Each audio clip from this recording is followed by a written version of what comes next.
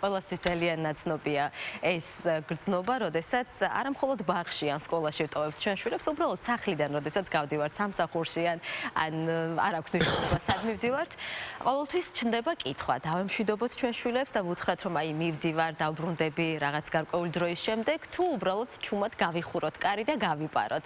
მოკლედ დღეს ვისაუბრებთ თემაზე, თუ რას გრძნობენ ჩვენი შვილები, როდესაც ჩვენ მივდივართ სახლიდან და როდესაც ვტოვებ მათ. რა ხდება მათ ემოციურ სამყაროში და რაც ყველაზე მნიშვნელოვანია, როგორ უნდა მოიქცნენ მშობლები ამ დროს და რა არის უფრო სწორი ფორმა, როგორ გამოვემშვიდობოთ მათ.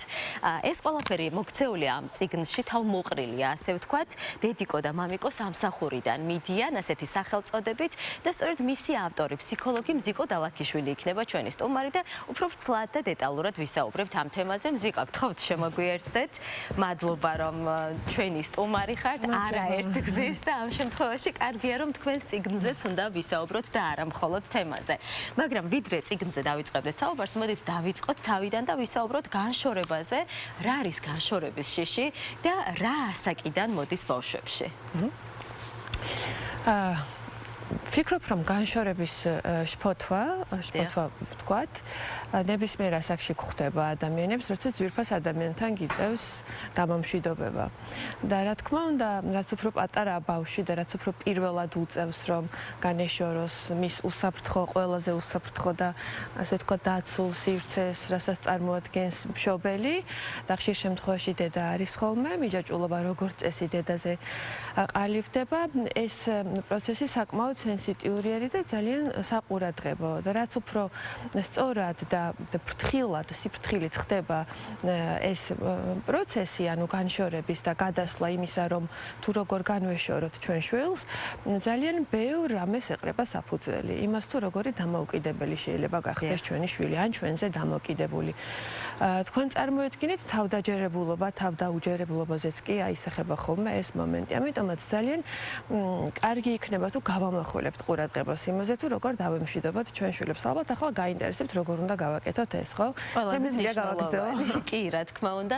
თუმცა ვიდრე ამ კითხვაზე გადავალთ, ალბათ რომ გავშიფროთ კიდევ უფრო მეტად ბავშვის ემოციები, ძალიან საინტერესო იქნება მშობლებისთვის, ხომ? და თქო, დავემშვიდობეთ, არ დავემშვიდობეთ, რომელია სწორი ამაზე ვისაუბროთ აუცილებლად. თუმცა აი დავტოვეთ შვილი სკოლაში, ბაღში, სახლში, არ აქვს მნიშვნელობა, ის ჩვენ გარეშეა. რას გრძნობს ამ დროს ბავშვი? ერთით როგორი ამბავი არის, როგორც უკვე აღვნიშნეთ, ჩვენ ვართ უსაფრთხო სივრცე მისთვის. ერთი უსაფრთხო სივრციდან ადამიანი უნდა გადავიდეს მეორე უსაფრთხო სივრცეში, იმისათვის რომ ეს იყოს მისთვის მისაღები და არ იყოს მისთვის, ასე ვთქვათ, ისეთი სტრესი, რომ შეიძლება ტრავმულ გამოცდილებასაც კი დარჩეს და არაერთ გზის გვინახავს არასდროს ბაღში რო აღარ წავა ბავშვი, იმიტომ რომ რაღაცა იქისი არ მოხდა პირველად, ხომ? შესაბამისად, ამ სიტყვას უსაფრთხოებას ძალიან დიდი მნიშვნელობა აქვს, იმიტომ რომ ჩვენზე მოჩვეული, ეს არ არის მარტო ის, რომ ჩვენ მოგვეჩვია, ეს არის ის გარემოება, რაც მთლიანობაში ჰქონდა ჩვენთან, უსაფრთხოების, მიმღებლობის, სიყვარულის, დაცულობის შეგრძნების. აქედან წავიდეს სხვაგან, ეს სხვა ადგილით ჩემთვის მინიმუმ ძალიან ნაცნობი და გასაგები უნდა იყოს, ხომ? ამიტომ ემოცია დამოკიდებულია იმაზე, თუ სად მიყვავს, როგორ ვაცნობთ ამ ახალ გარემოს, როგორ ვაგუებთ ამ ახალ გარემოს და რამდენად მიახლოვებული შეიძლება იყოს ის ახალ გარემოში არსებული შეგრძნებები იმასთან, რასაც აქამდე ბავშვი განიცდიდა და გრძნობდა ჩვენთან ერთად.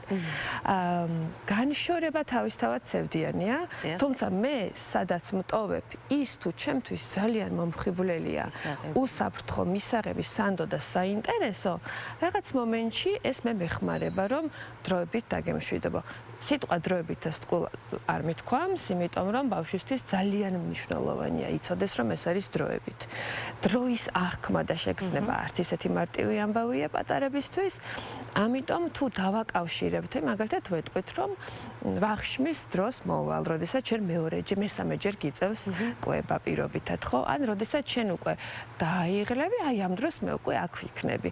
ძალიან მნიშვნელოვანია ყოველთვის გამომშვიდობების დროს ასევე გავაჟღეროთ ის თუ როდემდე მშვიდობებით და როდის შევხვდებით ხელახლა ჩვენ შვილებს.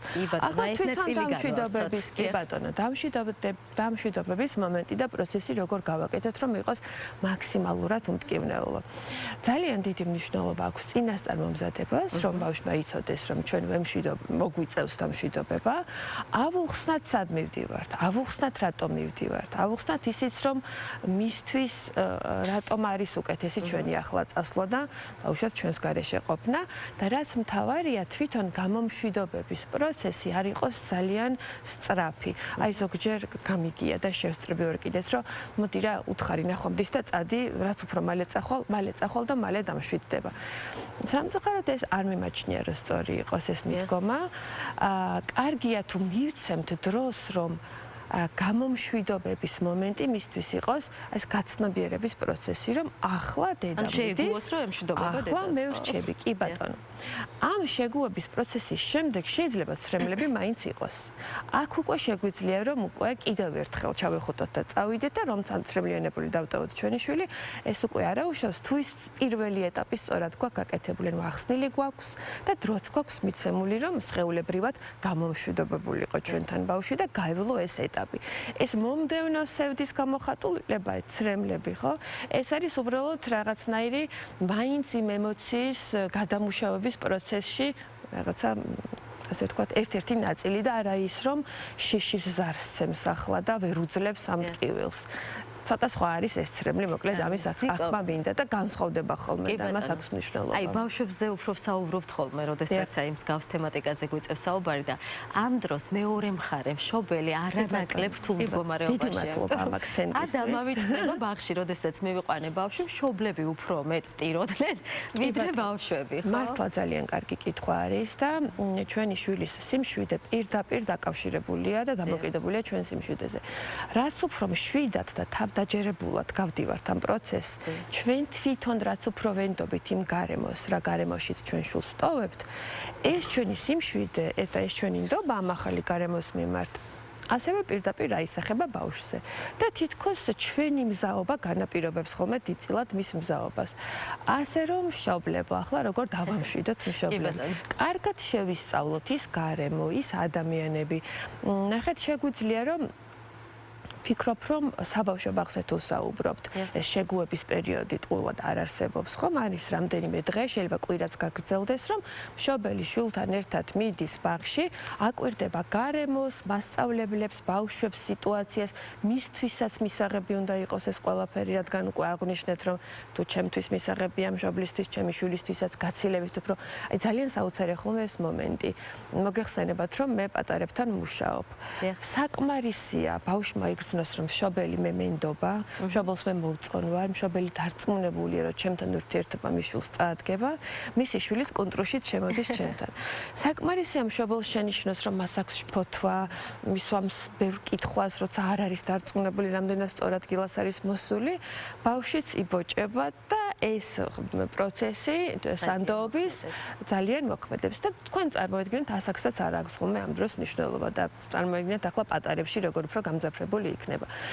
ასევე თუ არ ვტოვებთ ბაღში, მაგრამ ვტოვებთ სახლში სხვა ოჯახის წევრთან, სასურველი ამ ოჯახის წევრთან იყოს კარგი ურთიერთობა, ჯანსაღი ურთიერთობა მშობელსა და ოჯახის წევრ შორის, იმიტომ რომ იქ დაძაბულობას პირდაპირ ვიტყვი, რომ ყნოსვით გრძნობენ და ძალიან გრძნობენ ჩვენი შვილები და შესაძლოა ამ ადამიანთან ყოფნა მოსწონდეს, მაგრამ თუ დედა დაძაბული მიდის სახლიდან, ეს განშორების შფოთვა ამ დროს მატულობს, იმიტომ რომ დედა არ არის მშვიდად.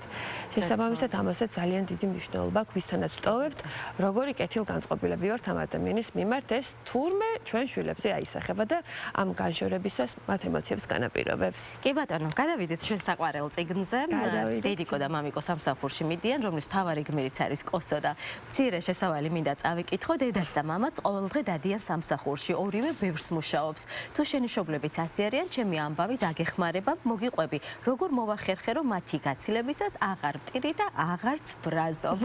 ამას ამბობს ჩვენი კოსო. რას ამოიკითხავენ ამ წიგნში მშობლებისთვის, რატომ იქნება საინტერესო? წიგნი როგორც მშობლებისთვის, ისე შვილებისთვის საინტერესოა, ზუსტად იმ თვალსაზრისით, რომ აქ არის ძალიან პრაქტიკული და ნამდვილი ვიტყოდით ჩვენი გამოცდილებით ჩემ შვილთან გამოცდილებით ჩამოყალიბებული ისეთი პრაქტიკული გამოცდილებაზე დაფუძნებული რჩევები, რა შეიძლება გავაკეთოთ, რომ ჩვენმა შვილმა უჩვენოდ არ მოიწყინოს. როგორ დავემშვიდობოთ, ასევე მოვისმინოთ კლასიკურად ბავშვები რაზე ფიქრობენ, რაზე ნერვიულობენ მაშინ, როცა ჩვენ სამსახურში მივდივართ და აქვე ვიტყვი მოკლედ, ყველაფერს არ მოვყვები, რომ წიგნი საინტერესოდ დარჩეს. აღმოჩნდა, რომ ჩვენი შვილები ძალიან ხშირად ფიქრობენ განშორებისას, რადგან ყოველდღე გვიწევს სამსახურში წასვლა, ვინც სამსახურში დავდივართ, რას დადიან ეს ხალხი ამ სამსახურში. დავიჯერო ის იქაურობა უფრო უყვართ, ვიდრე ჩემთან ყოფნა და ეს არის ერთ-ერთი ისეთი ფუნდამენტური დარდი, რომ ეჭვიანობენ და განიცდიან, რომ სამსახურის სიტუაცია, თანამშრომლები, იქ გატარებული დრო უფრო ძვირფასი და ღირებულია, ვიდრე მათთან თამაში. სწორედ აი ამ აზრების გასაქარწყლებლად შევქმნით ეს წიგნი და ვფიქრობ, რომ წიგნში ძალიან ისეთ ნათლად არის ბავშვების ფიქრები, წუხილი, ფარული დარდი, რასაც არ აჟღერებენ და ვერ აჟღერებენ, დანახებული და გაჟღერებული კოსოს სახით და როდესაც კოსოს ისტორიას მისი თანატოლები წაიკითხავენ, ამოიცნობენ საკუთარ თავს. საკუთარ განცდებს და გადაჭრის გზებს. კი ბატონო, აი აქვე ჩდება კითხვა. ბავშვებს როგორ დავანახოთ ჩვენი სამსახური და რატომ ვატარებთ ამ სამსახურში? შეიძლება მეტ დროსაც ვიდრე სახლში. ანუ რა უნდა მომიყვეთ ჩვენ სამსახურზე? სხვადასხვა ეს საკითხიც განხილულია წიგნში და მეც გაგცემთ პასუხს. სამსახურის ღირებულებას დავუკავშიროთ ბავშვის ინტერესები. ნახეთ, ზოგიერთ ბავშვს ხომ აინტერესებს მაგალითად ექიმობანას თამაში. მეც როცა ბავშვი ვიყავი, თამაშობდი ექიმობანას, ძალიან მომეწონა ეს თამაში და გადავწყვიტე, რომ თამაში მექცია ჩემს პროფესიად და მართლა დავხმარებოდი ხალხს. წარმოიდგინე ახლა ექიმი რომ არ არსებობდეს, როგორი რთული იქნებოდა სხვა ადამიანებისთვის ცხოვრება. თუნდაც იურისტი, თუნდაც პოლიციელი, თუნდაც ფსიქოლოგი და გაჟღერებული მაქვს წიგნშიც ჩემი პროფესია რატომ მიყვარს და რატომ ვფიქრობ, რომ ყოველდღე უნდა ვიარო, იმიტომ რომ ათობით ბავშვს ყოველდღურად ვეხმარები შიშების დაძლევაში და ყველაფერს ძალიან უხარია, რომ არსებობს შიშის დაძლევის შესაძლებლობა. შენ იცი როგორ შეიძლება შიში დაიწყო. შესაბამისად, თუ ბავშვებს მოუყვებით, რომ ჩვენი სამსახური კეთილ საქმეებს ემსახურება, ფიქრობ, რომ კარგ საქმესაც გავაკეთებთ მათი განვითარებისთვის, აზროვნებისთვის და ასევე, რა თქმა უნდა, მატერიალური მხარეც. ძალიან უყვართ საჩუქრები, ძალიან უყვართ გართობა, სამწუხაროდ თუ საბედნიეროდ, ასე ვთქვათ, შესაძლებლობის გარეშე ეს არ გამოგვდის, შესაძლებლობას კი ხელფასი სჭირდება, ხელფას მუშაობა სჭირდება, მუშაობას კი დრო. თუმცა ვიტყოდი, რომ დროის სწორად განაწილება ძალიან მნიშვნელოვანია, ამაზეც ვისაუბრებთ წიგნში, დამშვიდობება, შეხვედრა, როგორ ვემშვიდობებით, როგორ ხვდებით, რა პირობას ვდებთ და როგორ არ ვარღვევთ ჩვენ პირობებს, ამ ყველაფერს თურმე იმდენად დიდი მნიშვნელობა აქვს, რომ ეს ჩვენი განშორების შფოთვა დაძლევადი ყოფილა. ესე იგი, მთავარი ამოსავალი წერტილი არის ის, რომ ავუხსნათ ბავშვს დეტალურად, რატომ მივდივართ, სად მივდივართ და არავითარ შემთხვევაში არ გავეპაროთ. კი ბატონო, და თუ მე მეჩქარება და გავრბივარ და ამ დროს შენ ვერ გესიყვარულები, მახსოვდეს, რომ ამ დროს შენ შეიძლება ფიქრობდე, რომ ის სხვა რაღაცა უფრო მიყვარს და ეს ასე არ არის. უბრალოდ მომზადების დროს კონცენტრირებული ვარ საკუთარ თავის მომზადებაზე, თუმცა ამ დროსაც კი შენზე ვფიქრობ და ეს ძალიან მნიშვნელოვანია, რომ გავიჟღეროთ ჩვენ შვილს. სადაც არ უნდა ვიყო, რასაც არ უნდა ვაკეთებდე, ფიქრი შენზე ყოველთვის არის და ჩემ გულში ყოველთვის იხარ. ძალიან კარგი, მადლობა მზიკო, საინტერესო იყო თქვენთან საუბარი, თქვენი წარმატებები და წიგნსაც, რა თქმა უნდა, წარმატებები. გემშვიდობებით და ყველას ბედნიერ და წარმატებულ დღეს გისურვებთ.